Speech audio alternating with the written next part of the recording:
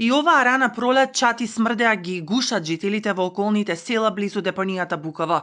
Ситуацијата е се поалармантна ако истата не се затрупува постојано со земја. Летово загадувањето ќе биде се поголемо и поопасно, алармираат екологистите. Голема загриженост, но и обвинувања за инертност на локалните власти испорачуваат и советниците на опозицијата. И кога во 2019 година од улога на опозиција држевте пресконференции пред депонијата Буково, тогаш со голем глас не обвинувавте дека како тогашна позиција не се грижиме доволно. Ете веќе 5-та година сте локална власт, во Охрид 2 години сте централна власт. На граѓаните верувам и на оние кои што ви ја дадоа апсолутната власт, дека им е смачено секоја вечер да ги затвораат прозорците, да не може да ги спростат лиштата надвор, бидејќи навистина дишиме чад од канцероген материјал.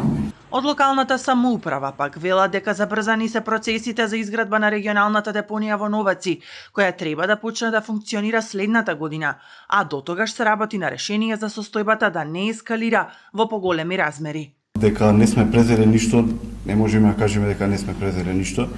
Ние околу заштита на животна средина, она што го кажуваш, имавме и со проект до UNDP за средства, финансиски средства, имавме аплицирано, ги добивме, објавивме постапка конкретно за депонијата Буково, каде што знаеме дека е еден од најгорливите проблеми на градот.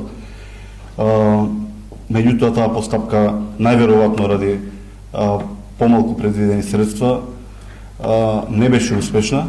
Предвидовме дополнителни средства сега за да дојдеме до завршница околу таа работа со оглед на тоа што за скоро време очекуваме и конечно да проработи регионалната депонија.